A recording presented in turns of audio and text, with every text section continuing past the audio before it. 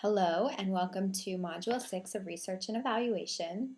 Let me just begin by saying I thought you guys did a great job last week with your first round of article critiques. I hope that my comments, my feedback were helpful and understandable, and I hope that you will be able to apply the comments that I made to this article critique to your second one that will be due on Saturday, October 17th when we meet for our face-to-face weekend session, October 17th and 18th. Okay, so this week we're going to be talking about issues related to interpreting the results of data, and many of these topics contained in this week's lecture are the focus of the discussion section in the article. So let me spend, as you all are well familiar, we have several different components to the course. This video lecture, which I'm going to spend time addressing the difference between findings that are correlational in nature and those that are causational in nature.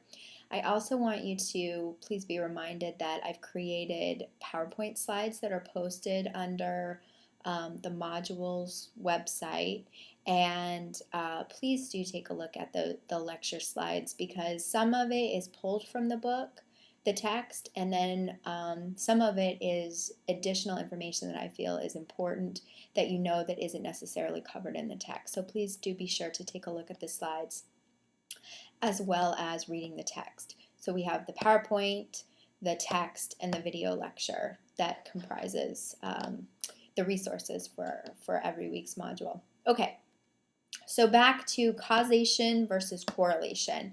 Now, to have results that are correlational in nature just simply means that there's a significant relationship between two variables. It doesn't say anything about the direction of the relationship in terms of one thing has to come first.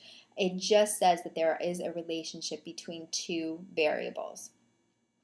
So for example, there may be a correlation between being under a lot of stress, so level of stress, and tendency to become sick, so level of stress and frequency of illness. And this simply means that people who feel stress also may have a tendency to be sick, or people who are sick also may have a tendency to feel stressed. But there's a lot of other factors that can also influence a person, whether a person's becoming sick. So like, their strength of their immune system, the length of time that they felt stressed, the ability to cope with the stress. There's all these other factors that are involved, so it's not just a relationship where if you feel stressed, then you get sick. That would be causational if you could somehow prove that. And so really what causation implies is that one factor independently causes the other factors. So given any scenario, if you have this factor, then you'll have this factor.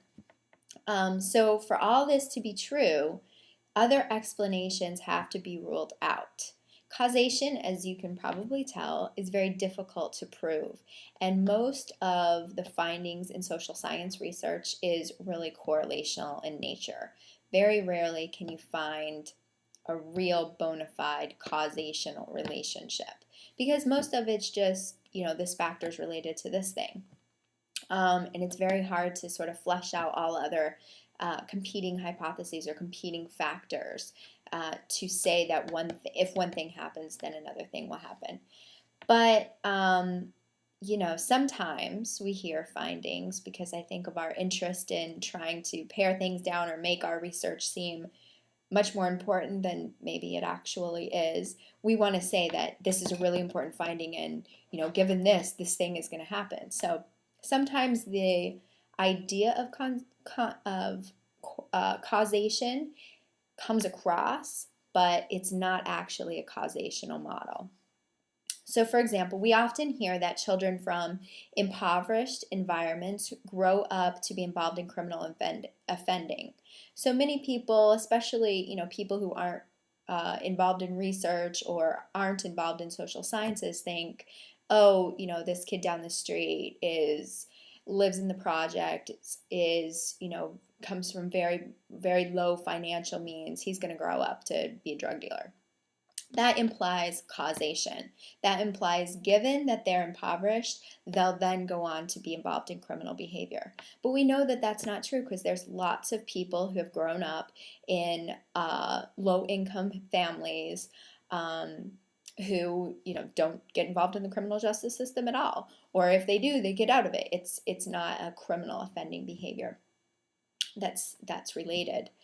So the take-home message here really is that there's no doubt there's a relationship between factors like poverty and later criminal offending. There's no doubt that there's even a strong relationship between the two, but it's not causation. Poverty does not cause crime. So the relationship is really just more described, it should be more described as a strong correlational relationship.